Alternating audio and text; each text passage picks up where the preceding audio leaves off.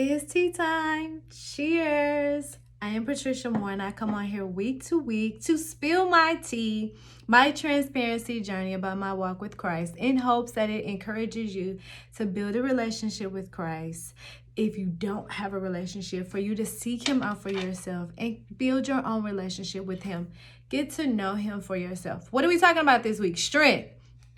I don't want to be strong anymore. I posted a video a week ago about a guy talking about women and strength and how we just want things simple. And I can wholeheartedly agree. I don't want to be strong. What I want to do is I want to lean into the one who is strong. I want to rest in His power, and I want to be ignited by His fire.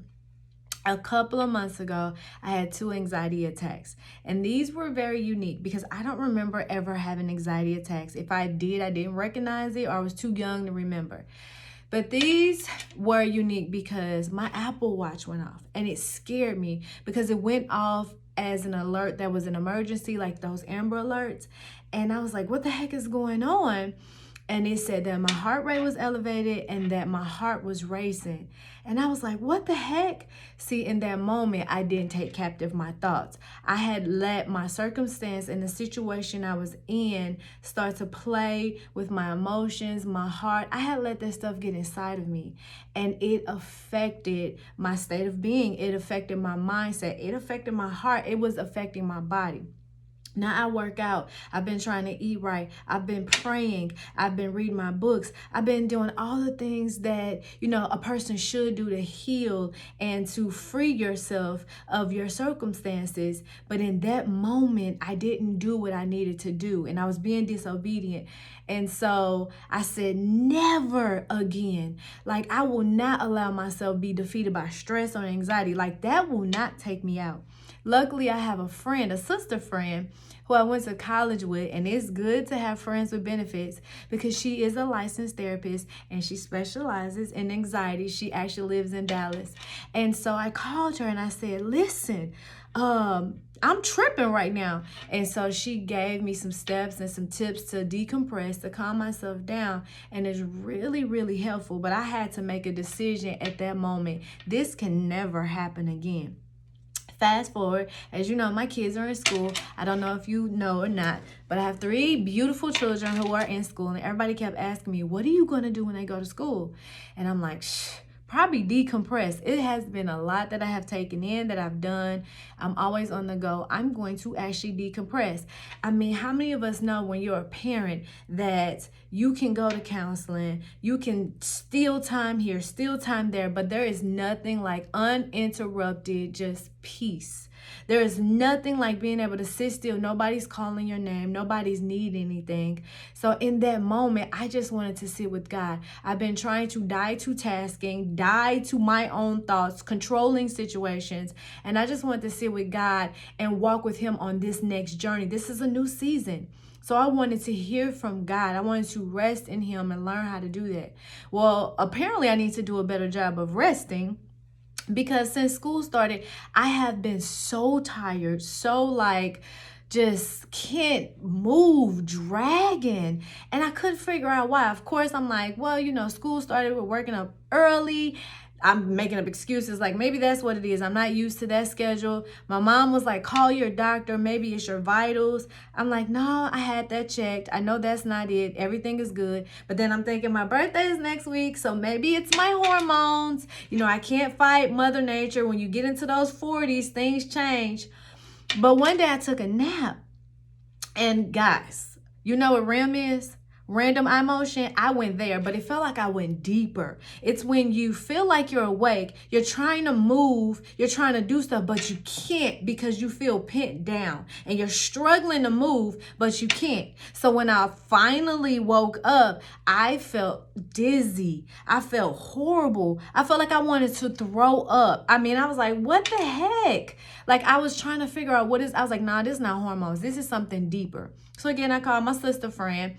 And I told her about my dream, and she started explaining, therapist talk some things to me, but it made so much sense. Like, truly, God did not create our bodies to hold stress, to hold anxiety, to hold anything that is contrary to Him. Our bodies were made for peace and love and joy. And that's why He says, cast your cares on me, because unconsciously, I was storing stuff. And what happens when you have stress and anxiety and things, trauma, triggers, things that happen, your brain doesn't know where to store this. So it stores it in a place that affects your senses, like your eyesight, your taste, your hearing. So much so that maybe when something is triggered, it comes out in that moment. So she told me, Patricia, you've been in fight or flight for too long. It's time for you to rest and digest. And then she said to add to it, you do a lot of HIIT workouts, which is good, but you need to start incorporating some like stretching, some breathing, meditation. What do you do with all that cortisol after you did these HIIT workouts? You guys can look that up, what cortisol does to the body. What do you do with that? Because when I looked it up, it says it is released as part of the fight or flight reflex. Oh my God. So truthfully speaking, I'm working out. I'm still manager of the household, manager of my life, manager of the kids. I'm still tasking. I'm still in moments to rest, pray, read, do all this other stuff, trying to decompress. But I hadn't made it to the rest and digest. I still was kind of in that fight or flight mode. So I had to learn, and thank God I have people around me with the tools that can give me information. Guys, if you don't have the tools, I'm telling you to go get them. I am not ashamed to say that I am happy that I know therapists, that I have therapists that can give me information. And so she started to tell me, you need to brain dump. Before you go to bed, you need to sit, not just say, okay, Lord, take captive my thoughts. I want to sleep good. But you need to get those thoughts out of your head. So you need to brain dump. You need to feel those emotions, and you need to start writing them down. You need to get it out of your head so that you can take in that peace, that joy. You have to get it out of that temporary place where your brain has stored it. You need to get it on paper, and you need to be able to receive so you can actually rest. It's so funny because I'm reading this book, how ironic, it's called 100 Ways to Simplify Your Life. And in the chapter, it says, give it to God. All that I have seen teaches me to trust God for all I have and not seen. Casting the whole of your care, all of your anxieties, all of your worries, all of your concerns, once and for all on Him.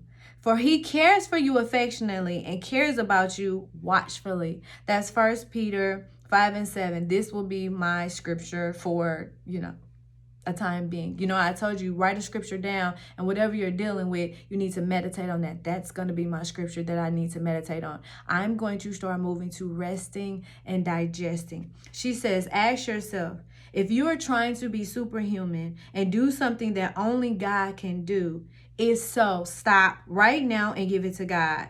Say out loud, this is something I cannot make happen. I release it to God right now. Listen, I don't want stress and anxiety to take me out.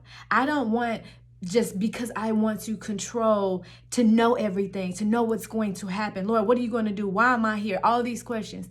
I just want to release it. So I am glad that now I have the steps and I have the information that I need. And I have the scripture, because God gives us scriptures for every problem that we have. He said, my peace I leave you. Lay it on the cross. Don't pick it back up. Take all of that. So I'm going to start practicing that rest and digest. I'm going to start incorporating more meditating, more stretching, instead of all of that HIIT workout, so that I can do something with that cortisol in my body. I want to help you help yourself by giving you my transparency, that sometimes we think that we're doing it, but sometimes we just need a little bit more help. But it takes being honest. It takes reaching out to people and saying, listen, this is what's happening to me, and allowing people to help you in your journey. This is my transparency journey, and I'm hoping that when I open up to you, that it helps you. Listen, I tell you every day, I'm a work in progress. I still got a ways to go, but I'm willing. And I'm here and I'm telling God about it. And he's helping me and he's with me. And I thank God that he has my tribe, my sister friends, my wisdom partners, my people around me praying for me. So I hope that this helps you this week. I hope that you learn more about this whole, she told me it's 2 parts of the nervous system. One is fight or flight or flee mode. The other is rest and digest. I want to leave you with this. We're going to rest and digest. Cheers.